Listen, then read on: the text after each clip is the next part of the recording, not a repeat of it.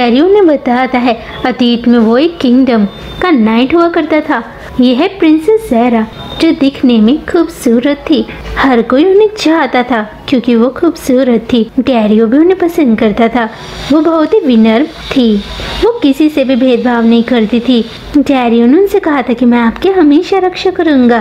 ज़हरा कहती है मुझे तुम पर विश्वास है, लेकिन एक दिन एक मॉन्स्टर ने राजकुमारी ज़हरा का चेहरा खराब कर दिया, जिसके बाद ज़हरा अपने किंगडम को तबाह करना चाहती थी। उसने अपने किंगडम को तबाह भी कर दिया। डैरियो ने अपनी आंखों को भी नुकसान पहुंचाया और वो अंधा हो गया। उसने प्रिंसेस ज़हरा का साथ हमेशा दिया, लेकिन वो चाहती थी कि डैरियो यहाँ से चले जाए, लेकिन डैरियो ने प्रिंसेस ज़हरा की रक्षा करने का वचन दिया था, इसलिए वो उन्हीं के साथ था। ज़हरा डैरियो से कहती है तुमने मेरी बहुत मदद की, शुक्रिया।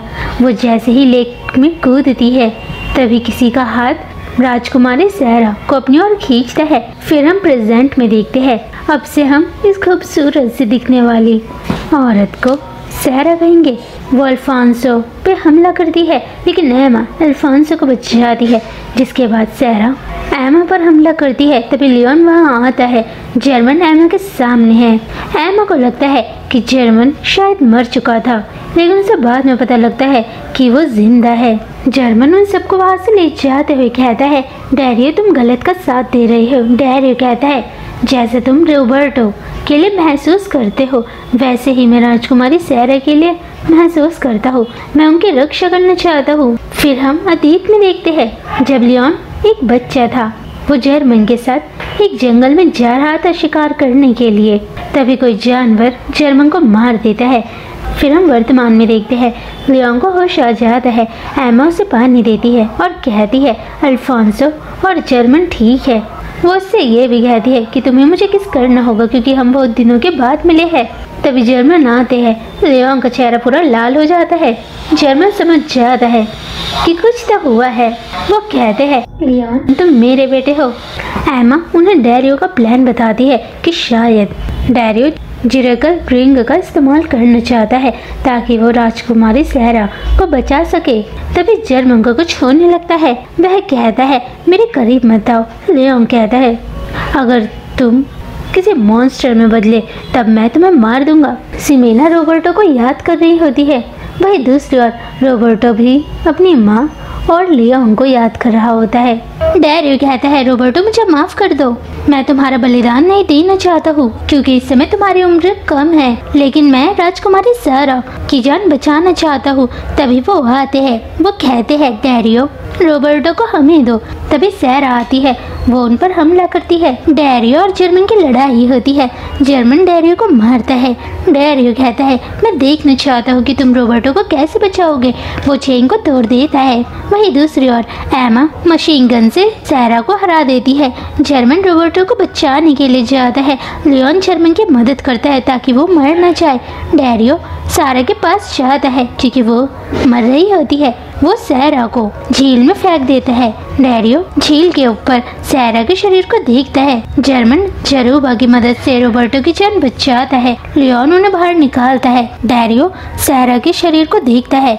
उसके बहुत सारे हाथ डैरियो को अपनी ओर खींचते हैं। वो झील के अंदर जा रहा होता है। युद्ध खत्म होने के बाद रोबर्टो जैसे ही लियोन को देखता है वो उसे गले लगाता है और रोने लगता है। जर्मन ने रोबर्टो को नहीं बताया कि वो उसके पिता है क्योंकि वो बिल्कुल भी नहीं चाहते हैं कि रोबर्टो दुखी हो, क्योंकि जैसे ही सूरज डूबेगा वो गायब हो जाएंगे। एमा कहती है रोबर्टो वो तुम्हारे पिता है। रोबर्टो जर्मन को देखता है और कहता है पापा। सिमेना उन्हें देखती है।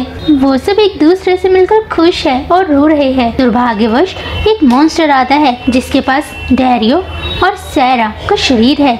जर्मन उनकी रक्षा करता है। अब वो गायब हो चुका है। गारम परेशान है क्योंकि वो ऐसा बिल्कुल भी नहीं चाहती थी कोई उस मॉन्स्टर के हाथों मरे। लियोन उन पे हमला करता है। वो गायब हो चुका है। वो अपने आप को एक अलग डायमेंशन में पाता है जहाँ अंधेरा होता है। उसके सामने एक लड़की है। अतीत में लियोन उस लड़की से प्यार करता था, लेकिन वो उसकी रक्षा नहीं कर पाया क्योंकि किसी मॉन्स्टर ने उसको मार दिया था। फिर वो दूसरे डायमेंशन में जाता है फिर वो एक ऐसे डायमेंशन में जाता है जहाँ वो रोबर्टो को देख पा रहा होता है। रोबर्टो अपनी माँ की रक्षा कर रहा होता है, उसके सामने मॉन्स्टर है। वो उस मॉन्स्टर से बिल्कुल भी नहीं डर रहा होता है। लियोन रोबर्टो से कहता है कि तुम अच्छा काम कर रहे हो। वह उसे उस शक्ति से टकराने के लिए कहता है जो लियोन को भविष्य में रोबर्टो को देनी है। लियोन उस स्पेस से बाहर निकलता है और जरूबा की मदद से एक फ्लाइंग नाइट गैरो में बदल जाता है। लियोन मॉन्स्टर से लड़ाई करता है, इसलिए वो अब उन सब की रक्षा करना चाहता है। अंत में सब कुछ खत्म हो चुका है, यानी लियोन इस लड़ाई में जीत चुका है। जरूबा भी ठीक है क्योंकि रोबर्टो ने लियोन को चिरूबा दिया था। लियोन कहता है तुम भविष्य में एक अच्छे नाइट बनोगे। सिमीना भी खुश है। फिर हम गारम को देखते हैं, उसके सामने जर्मन होता है। जर्मन कहता है मुझे बिल्कुल भी नहीं पता था कि मैं अपने बेटे को देख पाऊंगा। मैं सिर्फ तुम्हें शुक्रिया कहना चाहता हूँ। गारम कहती है चुप रहो, तुमने मेरी बिल्कुल भी मदद नहीं की है। वो अंडरवर्ल्ड में चले जाता है। गारम उदास है क्योंकि असलियत में गारम एक बूढ़ी औरत होने के साथ साथ आलसी भी है और उसने इस बार बहुत मेहनत की है। आखिर में वो सभी अपने अपने रास्ते चले आते हैं। एमा काउंसिल को बताने के लिए जाती है कि यहाँ पर क्या हुआ, जबकि वो सभी अपने किंगडम जा रहे होते हैं। लियोन रोबर्टो से वादा करता है कि वो अगली बार उसके साथ मछली पकड़ने के लिए जाएगा। रोबर्टो खुश हो जाता है। आप सभी सोच रहे होंगे कि प्रिंसेस सैरा इतनी क्रूर कैसे हो गई। असलियत में जब मॉन्स्टर ने प्रिंसेस सैरा का चेहरा बदसूरत बना दिया तब डैरियो ने आने में देर कर दी थी। उसने मॉन्स्टर को मार भी दिया था। जैसे ही उन्होंने अपना चेहरा आईने में देखा वो ये बात सहन नहीं कर पाई क्योंकि उनका खूबसूरत चेहरा बदसूरत हो गया है और उन्होंने उसी समय अपना विवेक खो दिया, यानी उनकी सोचने और समझने की शक्ति जा चुकी थी।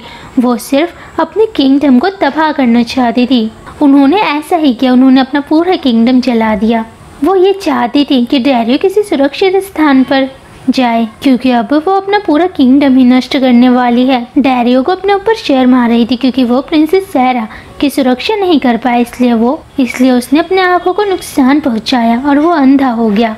लेकिन जब प्रिंसेस सैरा का गुस्सा शांत हुआ और उन्हें होश आया कि उन्होंने कितनी बड़ी गलती कर दी अपने किंगडम को तबाह करके, प्रिंसेस सैरा ने मरना ही उचित समझा। उन्होंने एक झील को चुना जहाँ बहुत समय पहले इसी किंगडम के कुछ लोगों ने अपनी दिव्य शक्ति से एक मॉन्स्टर को कैद किया था। वो जैसे ही मरने के लिए झील में छलांग लगाती है तभी मॉन्स्टर के हाथ प्रिंसेस सैरा को अपनी ओर खींचते हैं, यानी अब उनकी मृत्यु हो चुकी है। डैरियो को कुछ दिखाई नहीं देता है, इसलिए वो प्रिंसेस सैरा का असली रूप नहीं देख पा रहा होता है। मॉन्स्टर ने प्रिंसेस सैरा के शरीर पर कब्जा कर लिया होता है। वो डैरियो को आदेश देती है। डैरियो बिल्कुल वैसा ही करता है। मॉन्स्टर उन लोगों का शिकार करती है जो झील के करीब आते हैं, इसीलिए उन्होंने उसे चेतावनी भी दी थी कि डैरियो तुम्हें प्रिंसेस सैरा को पहचानना होगा क्योंकि वो एक मॉन्स्टर है। वो प्रिंसेस सैरा बिल्कुल भी नहीं है। लेकिन डैरियो की आंखों पे पट्टी बंधी थी और उसे सच बिल्कुल भी नहीं दिखाई दे रहा होता है। लेकिन जब डैरियो को मॉन्स्टर ने झील के अंदर खींचा तब मॉन्स्टर ने डैरियो और प्रिंसेस सैरा के शरीर पर कब्जा कर लिया, जिसके बाद वो लियोन से लड़ाई करता है। जर्मन इसलिए इस दुनिया से गायब हो गया क्योंकि वो पहले ही मर चुका था और मॉन्स्टर ने उसको मार दिया था, इसलिए वो अंडरवर्ल्ड में गया था जहाँ गारम रहती है। इसी के साथ ये प्यारी सी कहानी खत्म होती है। मैं आशा करती हूँ आपकी कहानी अच्छी लगी होगी।